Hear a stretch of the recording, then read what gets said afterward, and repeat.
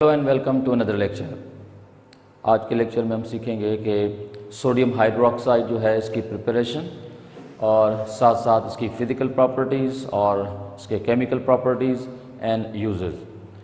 तो sodium hydroxide you can see it is also called caustic soda, और साथ साथ सोडियम हाइड्रोक्साइड को हम एक और नाम से भी पुकारते हैं and we are calling it lye. Sodium hydroxide की इंडस्ट्रियल प्रिपरेशन जो है the method is called Kellner's process. ठीक है, सोडियम हाइड्रोक्साइड की प्रिपरेशन को जब हम इंडस्ट्रियली प्रिपेयर करते हैं या लार्ज स्केल प्रिपरेशन जो है इस मेथड को हम कहते हैं केल्नर्स प्रोसेस। अब केल्नर प्रोसेस में सोडियम हाइड्रोक्साइड की प्रिपरेशन कैसे की जाती है, तो एक पूरी डायग्राम है जिसको हम सीखेंगे। तो आप देख सकते हैं कि इस पूरी डायग्राम के दो पार्ट हैं। एक जो अपर पार्ट है इसको हम कहते हैं इलेक्ट्रोलाइटिक सेल, ठीक है, इलेक्ट्रोलाइटिक सेल। और इलेक्ट्रोलाइटिक सेल जो है इसमें दो इलेक्ट्रोड्स हैं, और यहाँ पर टाइटेनियम जो है it works as anode, as you know that titanium carry positive charge. And mercury जो होती है it function as a cathode. Mercury liquid state में है और ये कैथोड का काम करती है। अब टाइटेनियम क्यों यूज़ किया जाता है इसके पीछे भी हम बात करेंगे, लेकिन जो सेकंड पार्ट है इस डायग्राम का, दिस इज कॉल्ड डेन्यूडर, और डेन्यूडर का ही दूसरा नाम है डीकम्पोजर। डेन्यूडर को ही हम क्या कहते हैं, डीकम्पोजर। और यहाँ पर एक मरकरी पंप होता है जो मरकरी को कंटिन्यूसली फ्लो में रखता है। तो याद रखें कि मरकरी जो फ्लो में रहती है उसका डायरेक्शन ये है। मरकरी इलेक्ट्रोलाइटिक सेल से होती हुई डेन्यूडर में आती है, और डेन्यूडर से होती हुई वापस जाती है किसमें, वो वापस जाती है इलेक्ट्रोलाइटिक सेल में। तो मरकरी को सर्कुलेट रखने के लिए हम यहाँ पर यूज़ करते हैं क्या, मरकरी पंप। अब आते हैं कि सोडियम हाइड्रोक्साइड की मैन्युफैक्चरिंग जब इस पूरे प्रोसेस में की जाएगी तो क्या क्या चीज़ें इन्वॉल्व हैं, क्या क्या प्रोसेस इन्वॉल्व है। एक बात तो ये याद रखें कि सोडियम क्लोराइड की जो सॉल्यूशन यूज़ की जाती है उसकी परसेंटेज होती है 25%। और सोडियम क्लोराइड की जब 25% सॉल्यूशन जब यूज़ की जाएगी तो डेफिनेटली सॉल्यूशन है तो इसमें सोडियम के आयन भी होंगे और इसमें क्लोराइड के आयन भी होंगे। और जैसे ही हम इन दोनों इलेक्ट्रोड के अक्रॉस इलेक्ट्रिक करंट पास करेंगे तो सोडियम डिस्चार्ज होगा मरकरी पे, और जबकि क्लोरीन डिस्चार्ज होगी कहाँ पर, टाइटेनियम एनोड पे। क्लोरीन जो है वो टाइटेनियम पे जब डिस्चार्ज होगी it liberate in the form of chlorine gas. Chlorine हमें इलेक्ट्रोलाइटिक सेल से ही मिल जाती है। जबकि सोडियम जब डिस्चार्ज होता है मरकरी पे तो मरकरी के अंदर सोडियम डिजॉल्व हो जाता है, और जब सोडियम मरकरी में डिजॉल्व होता है तो इस कॉम्बिनेशन को हम कहते हैं सोडियम एमलगम। मरकरी क्योंकि फ्लो कर रही होती है फ्रॉम इलेक्ट्रोलाइटिक सेल टू डेन्यूडर, तो क्योंकि उसमें सोडियम डिजॉल्व होता है तो एमलगम फ्लो करके आता है डेन्यूडर में। जैसे ही ये सोडियम एमलगम डेन्यूडर में आता है, हम डेन्यूडर के अंदर जो है वो वाटर इन करते हैं, वाटर इंट्रोड्यूस करते हैं। जैसे ही वाटर इसके अंदर आता है तो एमलगम का जो सोडियम पार्ट है वो इसके वाटर के साथ कर लेता है रिएक्ट, और सोडियम पार्ट ही रिएक्टिव है जबकि मरकरी नॉन रिएक्टिव है विथ वाटर। सोडियम जब पानी के साथ रिएक्ट करेगा तो फिर आप जानते हैं कि दो प्रोडक्ट बनेंगे, एक बनेगा सोडियम हाइड्रोक्साइड और प्लस में बनेगी हाइड्रोजन गैस। अब जो हाइड्रोजन गैस है वो यहीं डिस्चार्ज होती है, और डेन्यूडर का जो मिडिल पार्ट है वहाँ पर एक ग्रेफाइट का ब्लॉक यूज़ किया जाता है जो एक आयरन गाज के अंदर लिपटा हुआ होता है। ग्रेफाइट का इस्तेमाल करने का मतलब यह है कि हाइड्रोजन गैस ईजिली जो है वो इवॉल्व हो, और ताकि जो है हाइड्रोजन गैस जो है वो कहीं आग ना पकड़ ले इस वजह से, क्योंकि रिएक्शन हाईली एक्सोथर्मिक होता है। अब सोडियम हाइड्रोक्साइड की जो सॉल्यूशन होती है, क्योंकि वाटर एक्सेस में होता है, सोडियम हाइड्रोक्साइड पानी के अंदर डिजॉल्व हो जाता है, और सोडियम हाइड्रोक्साइड की जो सॉल्यूशन है इसको हम यहाँ से कलेक्ट कर लेते हैं। और जैसे ही एमलगम में सोडियम पार्ट पानी के साथ रिएक्ट कर लिया तो मरकरी फ्री हो जाती है, और मरकरी जो फ्री हो जाती है वो दोबारा यहाँ से पंप आउट की जाती है और वापस भेज दी जाती है कहाँ पर, इलेक्ट्रोलाइटिक सेल में।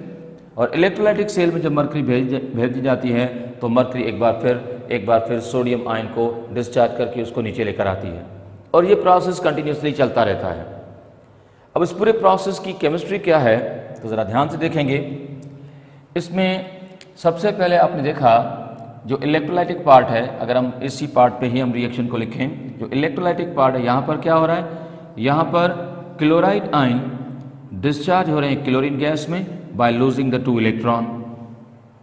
अच्छा, दूसरी बात ये कि ये जो कैथोड पार्ट है, ये जो कैथोड पार्ट है यहाँ पर क्या हो रहा है, यहाँ पर 2 सोडियम के आयन इलेक्ट्रॉन गेन करते हैं और ये बन जाते हैं न्यूट्रल सोडियम, और यही सोडियम मरकरी के अंदर डिजॉल्व हो जाता है और इस कॉम्बिनेशन को हम कहते हैं सोडियम एमलगम। इसको हम क्या कहते हैं, सोडियम एमलगम। ठीक है, अब ये जो सोडियम एमलगम है इसको लाया जाता है डेन्यूडर में, जहां पर यही सोडियम एमलगम जो मरकरी के साथ मिक्सअप है ये रिएक्ट करता है किसके साथ, वाटर के साथ। तो हेयर वी हैव वाटर। इन दोनों की कॉम्बिनेशन से जो प्रोडक्ट बनते हैं इनमें एक बनता है सोडियम हाइड्रोक्साइड, प्लस में हमें मिलती है हाइड्रोजन गैस, और ये मरकरी है जो कि यहाँ पर इस रिएक्शन के दौरान क्या हो जाती है, फ्री हो जाती है, जिसको हम कंटिन्यूसली क्या करते हैं, सर्कुलेट करते हैं। तो याद रखें कि जो लास्ट रिएक्शन जो आपने देखा, this reaction is highly exothermic, और इस रिएक्शन के लिए डेल्टा एच की वैल्यू नेगेटिव है, हीट बहुत ज़्यादा इवॉल्व होती है। तो मरकरी जो होती है वो हीटअप हो जाती है, हालांकि लिक्विड स्टेट में है, पर क्योंकि हाई टेम्परेचर पे मरकरी जो है वो जब हीटअप हो जाती है तो उसके एवापोरेट होने के बहुत ज़्यादा चांसेस होते हैं, और जब मरकरी एवापोरेट होने लगती है तो फिर ये जो सिस्टम से आउट हो जाती है और ये पोल्यूशन काजिंग भी है, जिसको हम आगे डिस्कस करेंगे इस मेथड के जो डिसएडवांटेजेस हैं। बहरहाल सोडियम हाइड्रोक्साइड की प्रिपरेशन क्या है ये अब आपके सामने है। अब आते हैं कि इस पूरे प्रोसेस में जब सोडियम हाइड्रोक्साइड बन गया, आप देखना यह है कि सोडियम हाइड्रोक्साइड जो है इसकी फिजिकल प्रॉपर्टीज़ क्या हैं और फिर इसकी केमिकल प्रॉपर्टीज़ क्या हैं। तो सोडियम हाइड्रोक्साइड की जो फिजिकल प्रॉपर्टीज़ हैं, ठीक है, इसकी जो फिजिकल प्रॉपर्टीज़ हैं, इसमें सबसे पहली पॉइंट तो ये कि सोडियम हाइड्रोक्साइड जो है ये ट्रांसल्यूसेंट है। सोडियम हाइड्रोक्साइड क्या है, ये ट्रांसल्यूसेंट है। ट्रांसल्यूसेंट का मतलब है कि सेमी ट्रांसपेरेंट। ठीक है, ट्रांसल्यूसेंट का मतलब क्या है, ये सेमी ट्रांसपेरेंट सॉलिड है। ठीक, नंबर 1। दूसरी पॉइंट ये है कि it is deliquescent. It is deliquescent. Deliquescent का मतलब है कि सॉलिड दैट एब्जॉर्ब मॉइस्चर, ठीक है, that absorb solid that absorbs moisture and dissolve into it to form solution। इन ऐसा प्रोसेस जिसमें सॉलिड एटमॉस्फेयर से अच्छी खासी अमाउंट में मॉइस्चर को एब्जॉर्ब कर ले और उसके अंदर डिजॉल्व होकर सॉल्यूशन में कन्वर्ट हो जाए, दिस प्रॉपर्टी इज कॉल्ड डेलिक्वेशन। तो सोडियम हाइड्रोक्साइड ट्रांसल्यूसेंट भी है, सोडियम हाइड्रोक्साइड डेलिक्वेशन भी है। सोडियम हाइड्रोक्साइड जो है इसकी मेल्टिंग पॉइंट ये है 322 डिग्री सेल्सियस। पर एक पॉइंट ये भी याद रखनी है कि इट आल्सो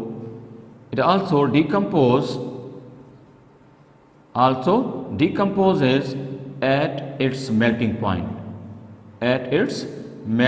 point। यानी सोडियम हाइड्रोक्साइड ना सिर्फ 322 डिग्री सेल्सियस पे मेल्ट होता है, लेकिन इसी टेम्परेचर पे ये डिकम्पोज भी हो जाता है।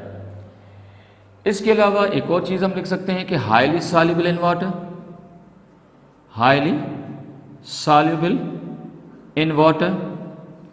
ठीक है, और आगे ये भी हम याद रखें कि on dissolution it liberates a large amount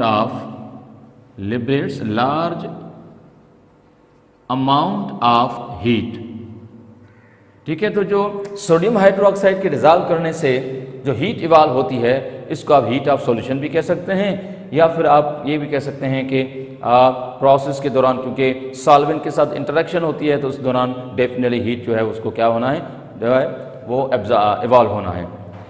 ये बात भी आपके नॉलेज में रहे कि किसी भी एसिड को या बेस को पानी में डिजॉल्व करेंगे तो हमेशा हीट एनर्जी जो है वो क्या हुआ करती है, वो जो है इवॉल्व हुआ करती है। अब आते हैं कि सोडियम हाइड्रोक्साइड जो है इसकी केमिकल प्रॉपर्टीज। सोडियम हाइड्रोक्साइड जो है इसकी केमिकल प्रॉपर्टीज। केमिकल प्रॉपर्टीज मतलब रिएक्शन। अब सोडियम हाइड्रोक्साइड की जो केमिकल प्रॉपर्टीज हैं उनमें सबसे पहली पॉइंट कि when heated with ammonium salt it liberates ammonia gas। जब भी हम किसी भी बेस को किसी भी अमोनियम साल्ट के साथ हीट करेंगे तो हमेशा अमोनिया गैस लिबरेट होगी। ये बात आपको प्रीवियस लेक्चर से भी आपको बताई गई है। अब यहाँ पर सपोज कर लेते हैं कि अमोनियम साल्ट है, अमोनियम क्लोराइड। अगर इसको सोडियम हाइड्रोक्साइड के साथ थोड़ा सा हीट करेंगे तो सोडियम पार्ट क्लोरीन के साथ बनाएगा sodium chloride. OH group ammonium ion जो है उसमें से हाइड्रोजन को पिक करके बनाएगा वाटर, और साथ साथ में जो गैस बनेगी वो कौन सी बनेगी? Ammonia gas. तो मेरे ख्याल में पहली पॉइंट क्लियर है, नंबर 1। नंबर 2, ठीक है, it is mono acid base. Sodium hydroxide जो है ये मोनो एसिड बेस है, और साथ साथ में हम ये भी लिख सकते हैं कि it is a strong base. और बीइंग ए बेस, अब आप सब जानते हैं कि जब भी कोई बेस लाइक सोडियम हाइड्रोक्साइड जो हम टॉपिक पढ़ रहे हैं किसी भी एसिड के साथ रिएक्ट करेगा तो हमेशा दो प्रोडक्ट बनाएगा, एक बनाएगा साल्ट और प्लस में जो प्रोडक्ट बनेगा क्या बनेगा? वाटर। ठीक। एक और भी इंपॉर्टेंट पॉइंट है कि it precipitate out heavy metal ions, it precipitate out heavy metal ions from their solutions as hydroxides।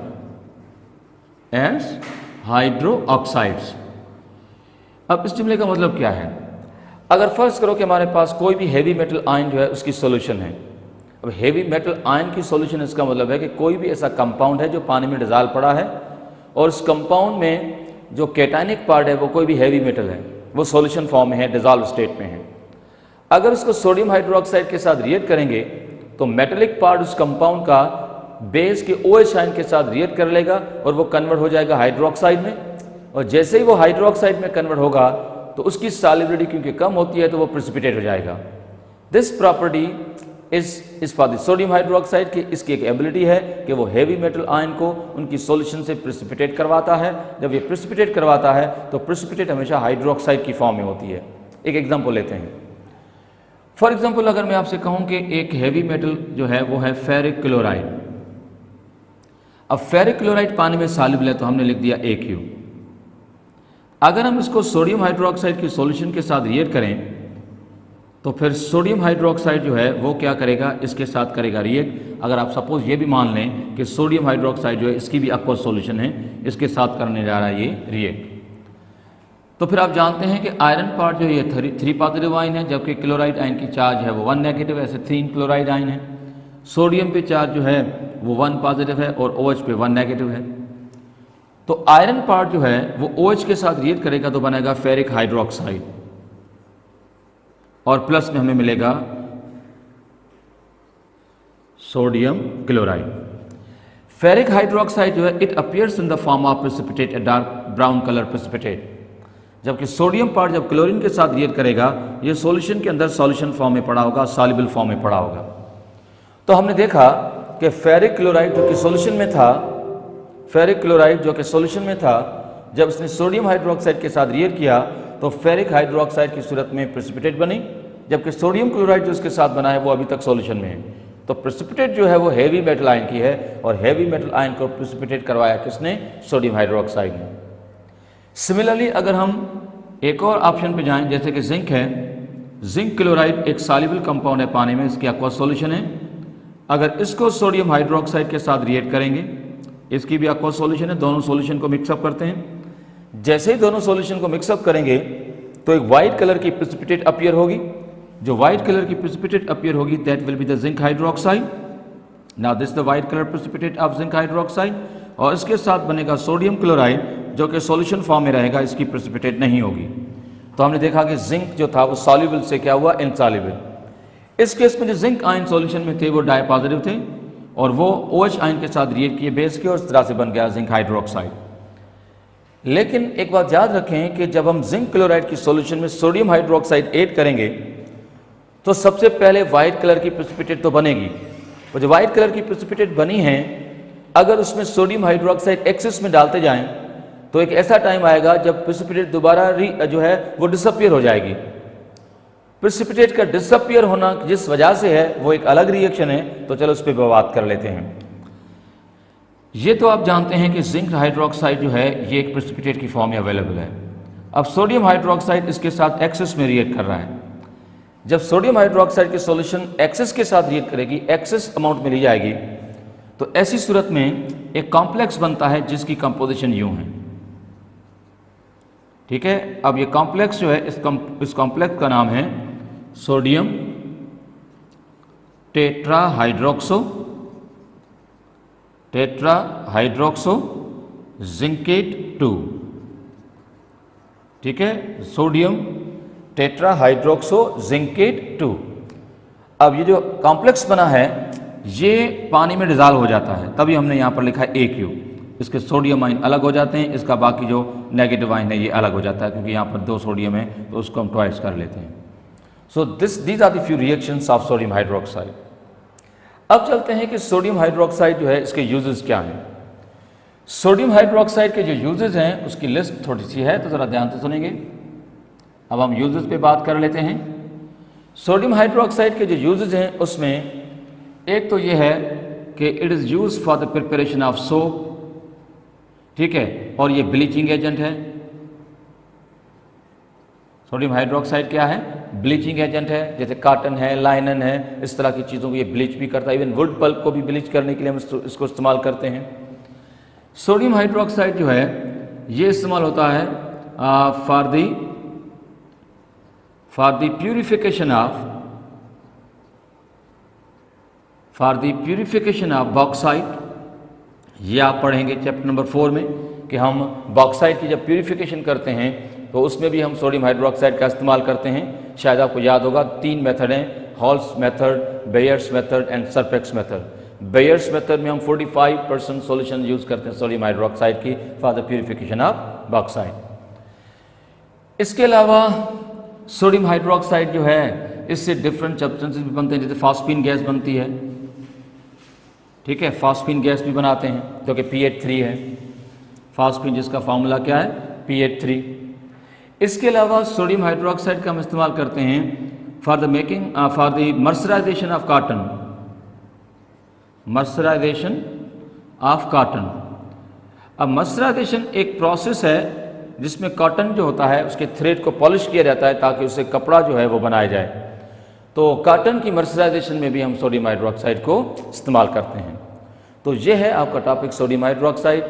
अब हम डिस्कस करेंगे एक नए टॉपिक को जो होगा सेकेंड ग्रुप के एलिमेंट, जिसमें मैग्नीशियम के कंपाउंड हैं जैसे कि इप्सम साल्ट, और सेकेंड ग्रुप में एक सेकेंड एलिमेंट है कैल्शियम और जैसे कि gypsum salt. That's it for now. Thank you. Allah.